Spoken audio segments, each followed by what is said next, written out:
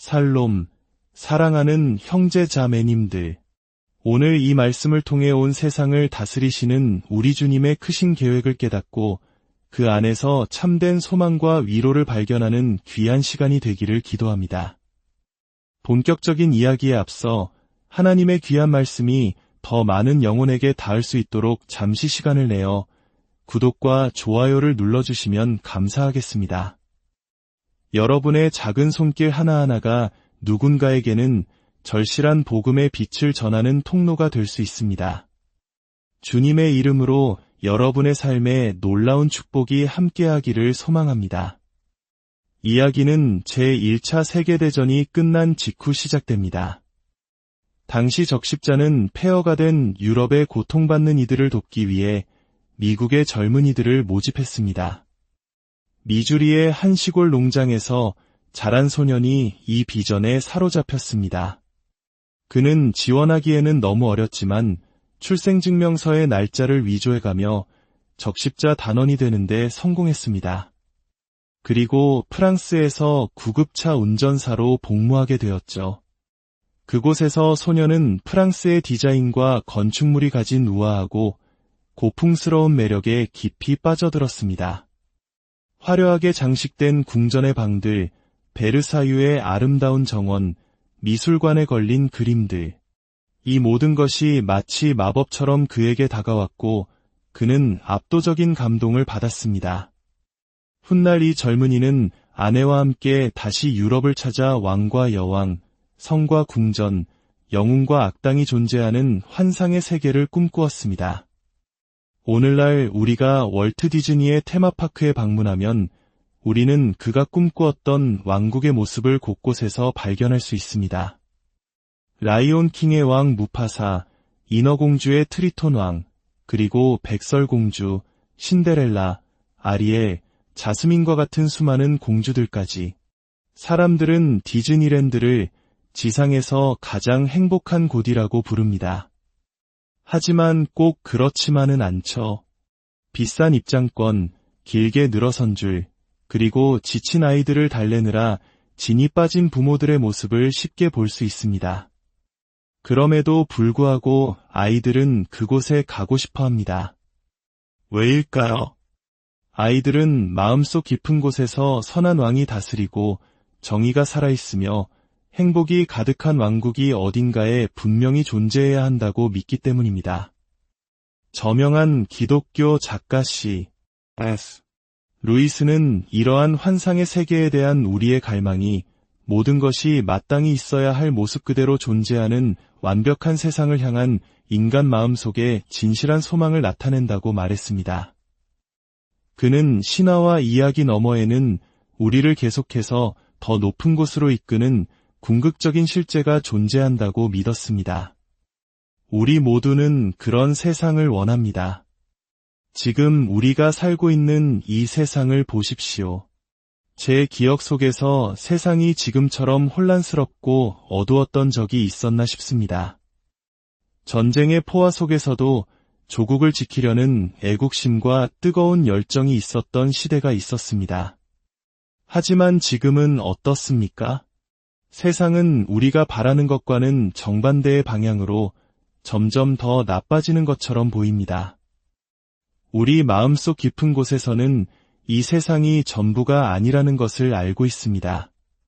그리고 성경은 우리가 이 새로운 세상의 도래를 간절히 신음하며 기다리고 있다고 말합니다. C.S.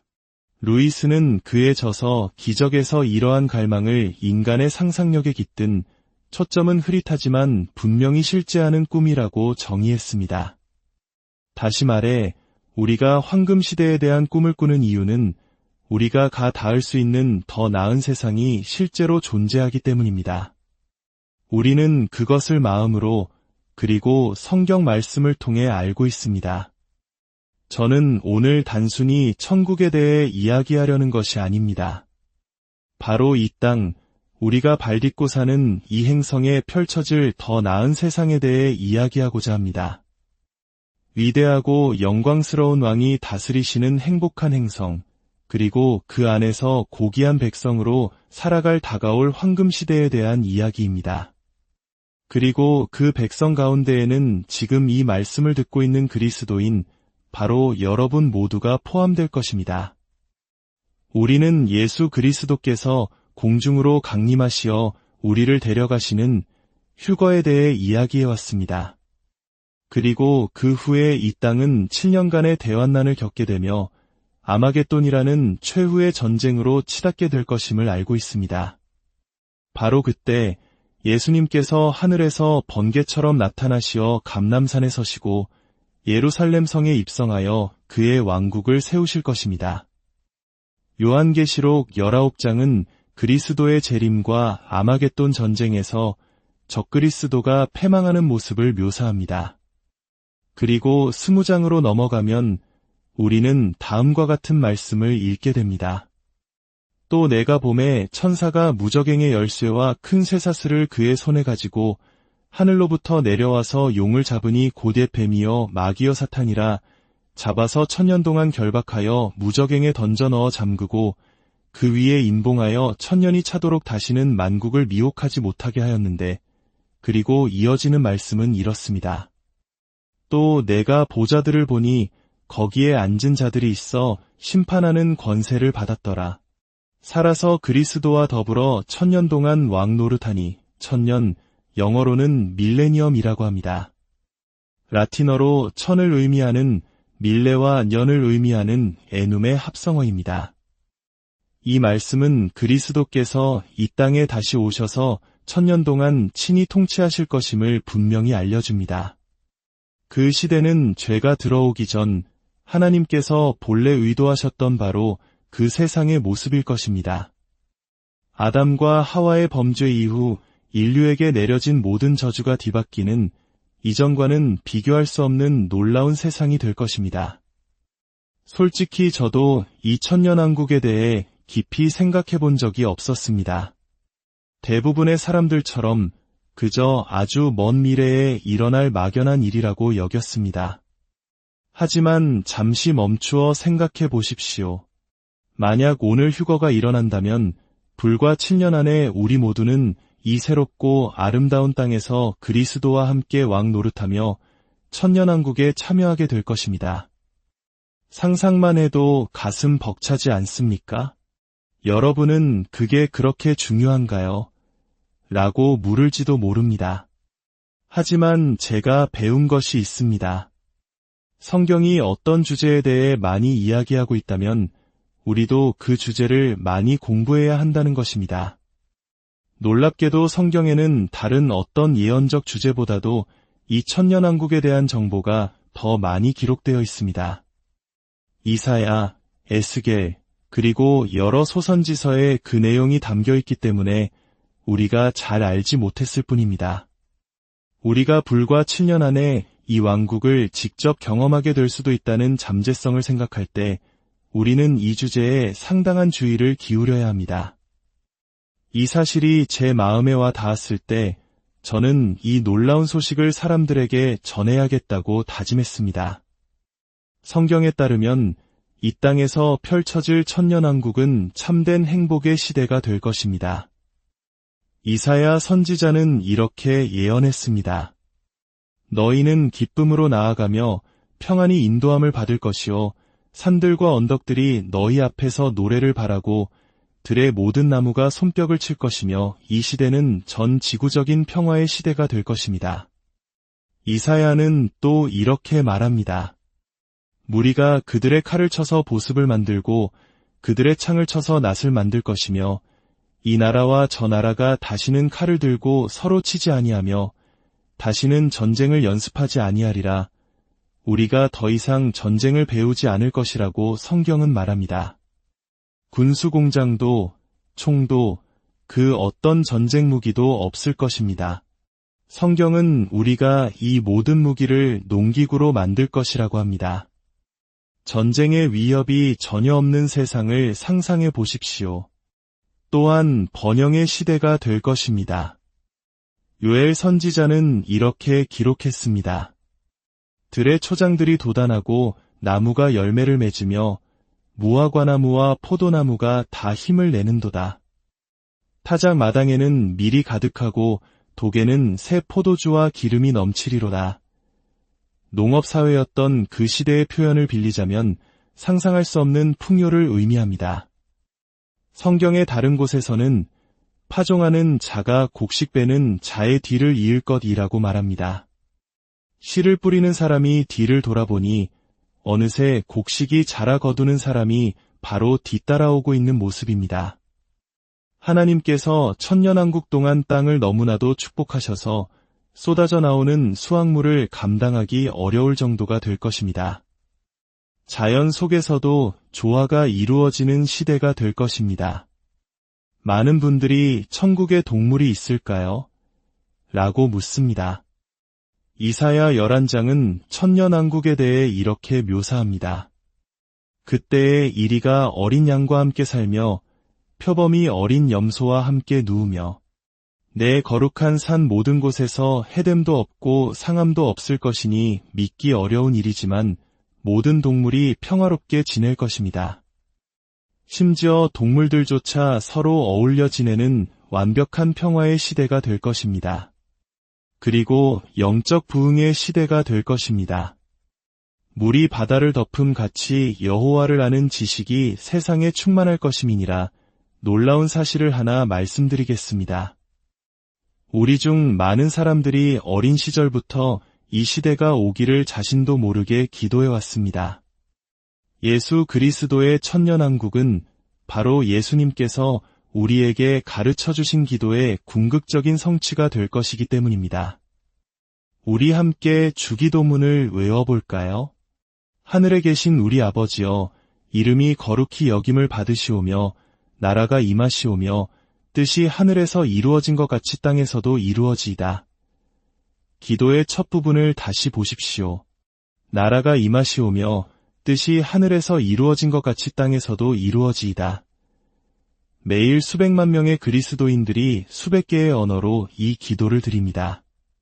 지난 2000년 동안 이 기도만큼 자주 그리고 간절하게 드려진 기도는 없었습니다. 우리가 나라가 임하소서라고 기도할 때 우리는 두 가지를 위해 기도하는 것입니다. 첫째는 하나님의 나라가 우리 마음속에 임하는 것이고, 둘째는 우리가 천년왕국이라 부르는 그 황금시대의 하나님의 나라가 이 땅 위에 실제로 임하는 것입니다. 하나님의 나라는 두 단계로 임합니다. 첫 번째는 은혜의 왕국으로 지금 우리 마음속에 있는 현재적 실제입니다. 우리는 물리적인 왕 아래 있지 않지만 하늘의 왕 아래 있으며 그 왕국은 우리 마음속에 있습니다.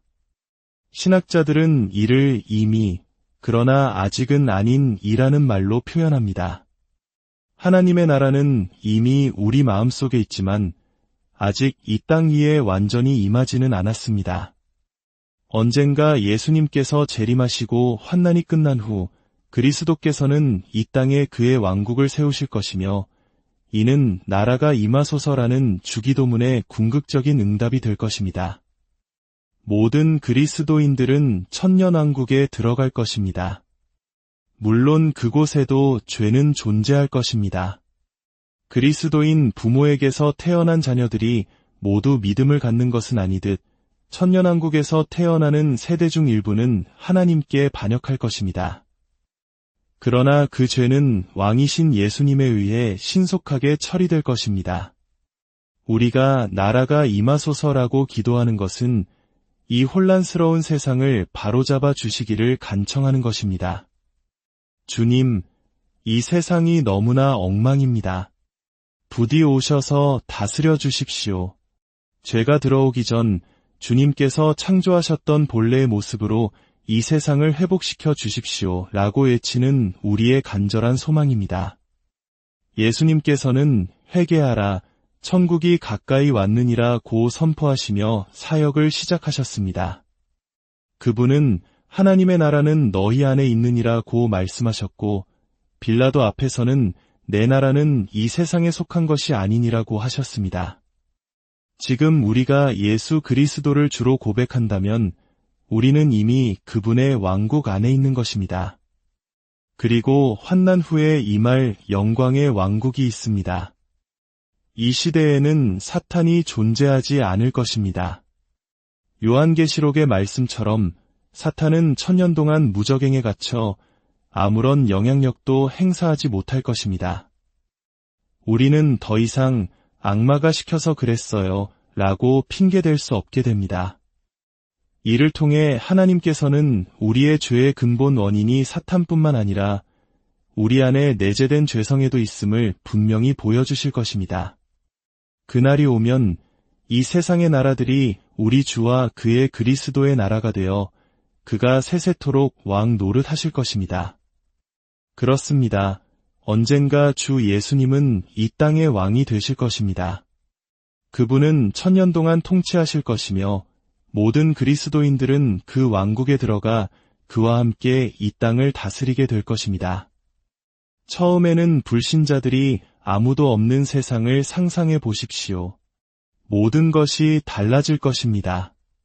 시편 145편은 이렇게 노래합니다. 주의 나라의 영광을 말하며 주의 업적을 일러서 주의 업적과 주의 나라의 위엄 있는 영광을 인생에게 알게 하리이다. 성경의 예언에 따르면 머지않아 이스라엘의 경계는 지중해에서 유프라테스 강까지 확장될 것이며 시온, 즉 예루살렘은 전 세계의 수도가 될 것입니다. 예수님께서는 예루살렘의 보좌에서 1000년 동안 통치하실 것이며 모든 국가는 그의 권위 아래 복종하고 평화가 넘쳐날 것입니다. 유의 통치가 이 땅을 다스릴 것입니다. 천년왕국에는 구조대나 복지 프로그램, 식량 배급이 필요 없을 것입니다. 세상은 하늘의 왕의 손길 아래 번성할 것입니다. 성경은 평화와 번영의 시대가 올 것이라는 예언으로 가득합니다. 전쟁 무기를 만드는 공장은 단 한 곳도 가동되지 않을 것이며 군복을 입은 군인도 없을 것입니다. 국방을 위해 단 한 푼도 쓰이지 않는 세상을 상상해 보십시오. 모든 자원이 평화로운 삶의 질을 높이는 데 사용될 것입니다. 저명한 신학자 제이 버논 맥기는 이렇게 말했습니다. 천년왕국은 나라가 임하소서라는 기도에 대한 하나님의 응답이다. 우리가 주기도문을 외울 때마다 우리는 바로 그 왕국이 오기를 기도하는 것입니다. 왕은 오십니다. 그리고 그분의 왕국도 함께 옵니다. 성경은 그날을 고대하며 우리가 할 수 있는 몇 가지 기도를 알려줍니다. 첫째는 우리가 계속해서 드려온 기도입니다. 나라가 임하시오며 뜻이 하늘에서 이루어진 것 같이 땅에서도 이루어지이다. 둘째는 마라나타라는 기도입니다. 사도 바울이 고린도 교회를 향한 편지 끝에 사용한 이 아람어 단어는 주여 오시옵소서라는 뜻입니다. 그리고 마지막 기도는 신약 성경의 가장 마지막 구절에 나옵니다. 아멘, 주 예수여 오시옵소서. 여러분, 우리는 미래에 일어날 일들에 대해 잘 알지 못하지만 하나님의 계획은 반드시 이루어질 것입니다. 우리가 그 위대한 계획을 더 많이 알수록 우리는 이 혼란스러운 세상을 조금 더 인내하며 살아갈 힘을 얻게 됩니다. 지금 이 세상은 인간의 죄로 오염되었지만 죄도, 범죄도, 가난도, 질병도 없는 세상이 오고 있습니다. 그 시대에는 죽음조차 아주 드물게 일어날 것이며 성경은 100살이 되어 죽는 사람을 아이라고 부를 것이라 말합니다. 이것이 하나님께서 우리를 위해 예비하신 미래입니다. 주님, 오늘 제 삶 속에서 가능한 한 당신의 나라가 임하소서라는 기도가 이루어지게 하소서. 왕이신 주님의 명령 아래 살아감으로써 그 영광스러운 왕국에 들어갈 때 어색함 없이 자연스럽게 적응하는 자가 되게 하소서. 기쁘다 구주 오셨네라는 찬송가를 모르는 사람은 거의 없을 것입니다. 하지만 이 찬송가는 사실 예수님의 초림보다는 재림과 천년왕국을 노래하는 곡에 더 가깝습니다. 가사를 자세히 들어보십시오. 기쁘다 구주 오셨네. 만백성 맞으라. 온 세상 죄와 슬픔이 다시는 없겠네. 온 땅을 주가 다스려 정의와 사랑이 넘치니 이 가사들이 예수님께서 베들레헴의 아기로 태어나셨을 때 완전히 성취되었습니까? 아직 아닙니다. 이 찬송가의 가사는 오직 그리스도께서 재림하시어 천년왕국을 세우실 때 비로소 온전히 성취될 것입니다. 이제 요한계시록 20장으로 돌아가 보겠습니다. 이 장은 천년왕국에 대한 핵심적인 내용을 담고 있습니다. 천년이라는 단어가 이 장에서만 6번이나 반복해서 등장하며 예수 그리스도께서 이 땅을 천년 동안 통치하실 것임을 강조합니다. 교회의 역사 속에서 이 천년왕국에 대한 3가지 주요한 신학적 관점이 있었습니다. 첫째는 후천연설입니다. 이 견해는 교회가 복음을 전파함으로써 점진적으로 세상을 변화시키고 지상낙원과 같은 천년왕국을 이룬 후에야 비로소 예수님께서 재림하신다고 믿습니다. 하지만 2차례의 세계대전을 겪으며 세상이 점점 더 나아지고 있다는 이 낙관적인 견해는 설득력을 잃게 되었습니다. 둘째는 무천년설입니다. 이 견해는 천년왕국을 문자적인 천년의 기간이 아니라 예수님의 초림부터 재림까지의 교회 시대 전체를 상징하는 것으로 봅니다. 즉, 지금 우리가 천년왕국 시대에 살고 있다는 것입니다. 하지만 이 세상의 고통과 죄악을 볼 때 지금이 바로 성경이 묘사하는 평화와 번영의 왕국이라고 말하기는 어렵습니다. 셋째는 전천년설입니다. 이것은 제가 믿는 가장 성경적인 견해입니다. 예수 그리스도께서 환난 후에 이 땅에 물리적으로 재림하시어 그의 적들을 물리치시고 이 땅에 문자적인 천년왕국을 세워 친히 통치하신다는 믿음입니다. 이것이 초기 기독교 교부들의 보편적인 믿음이었으며 오늘날 많은 복음주의자들이 지지하는 관점입니다. 그렇다면 하나님께서는 이 천년왕국을 계획하셨을까요? 몇 가지 목적이 있습니다. 첫째, 하나님의 백성에게 보상하시기 위함입니다. 성경은 우리가 이 땅에서 신실하게 주님을 섬긴 것에 대해 장차상을 받을 것이라고 약속합니다. 천년왕국은 우리가 그 상급, 즉 그리스도와 함께 이 땅을 다스리는 특권을 누리는 시간이 될 것입니다. 둘째, 구약 선지자들의 예언에 응답하기 위함입니다. 구약 성경에는 메시아가 이 땅에 평화의 왕국을 세울 것이라는 예언이 수없이 많습니다. 천년왕국이 없다면 이 예언들은 성취될 수 없습니다. 셋째, 제자들이 가르쳐준 기도에 대한 응답입니다. 나라가 임하시오며 뜻이 하늘에서 이루어진 것 같이 땅에서도 이루어지야 라는 기도는 천년왕국에서 비로소 완전히 이루어질 것입니다. 마지막으로 인간의 전적인 타락과 그리스도의 죽음의 필요성을 다시 한번 강조하기 위함입니다. 천년이라는 완벽한 통치 기간이 끝난 후 잠시 풀려난 사탄의 미혹에 일부 사람들이 넘어가 최후의 반역을 일으킵니다. 이것은 인간의 문제가 환경이 아니라 우리 안에 깊이 뿌리박힌 죄성임을 명백히 증명합니다. 아무리 완벽한 환경이 주어져도 인간은 스스로 구원받을 수 없으며 오직 예수 그리스도의 십자가 보혈만이 유일한 해결책임을 보여주는 것입니다. 천년왕국은 평화, 번영, 순결, 장수, 그리고 기쁨이 넘치는 시대가 될 것입니다. 하지만 기억하십시오. 이 놀라운 천년왕국조차도 영원한 천국에 비하면 서곡에 불과합니다. 오케스트라가 본 공연 전에 연주하는 서곡처럼 천년왕국은 장차 우리가 누릴 영원한 천국의 영광을 살짝 엿보게 해주는 예고편과 같습니다.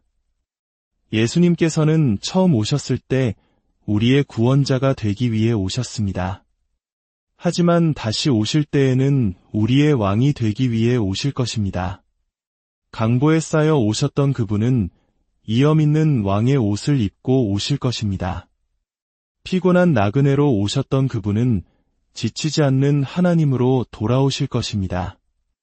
머리둘 곳조차 없으셨던 그분은 만물의 상속자로 나타나실 것입니다. 가시 면류관을 쓰셨던 그분은 금 면류관을 쓰실 것입니다. 무덤에 누우셨던 그분은 영원한 보좌에 앉으실 것입니다. 만왕의 왕, 만주의 주, 바로 그분이 우리의 예수님이십니다. 성경 빌립보서 2장은 이렇게 말씀합니다. 하늘에 있는 자들과 땅에 있는 자들과 땅 아래에 있는 자들로 모든 무릎을 예수의 이름에 꿇게 하시고 모든 입으로 예수 그리스도를 주라 시인하여 하나님 아버지께 영광을 돌리게 하셨느니라. 이 말씀은 언젠가 모든 사람이 예외 없이 예수님 앞에 무릎을 꿇게 될 것임을 의미합니다. 우리에게는 무릎을 꿇을지 말지에 대한 선택권이 없습니다. 다만 지금 이 땅에서 겸손과 순종으로 자발적으로 무릎을 꿇을 것인지 아니면 마지막 심판대 앞에서 어쩔 수 없이 강제로 무릎을 꿇게 될 것인지를 선택할 뿐입니다. 사랑하는 여러분, 훗날 강제로 무릎 꿇는 자가 아니라 지금 기쁨으로 주님을 나의 왕으로 고백하며 그분께 무릎 꿇는 자가 되시기를 바랍니다. 주님, 저는 주님이 누구신지 믿습니다. 저는 주님의 아들 예수님이 세상의 구원자이심을 믿습니다. 주님을 나의 구원자로, 나의 왕으로 영접합니다. 이렇게 무릎 꿇어 고백할 때 우리는 장차 다가올 그분의 영광스러운 왕국에 참여하는 복된 백성이 될 것입니다. 왕이신 예수 그리스도의 이름으로 여러분 모두를 축복합니다. 그분의 나라가 오늘 여러분의 마음과 가정에 임하기를, 그리고 우리가 그 영광스러운 날을 소망하며 믿음으로 승리하기를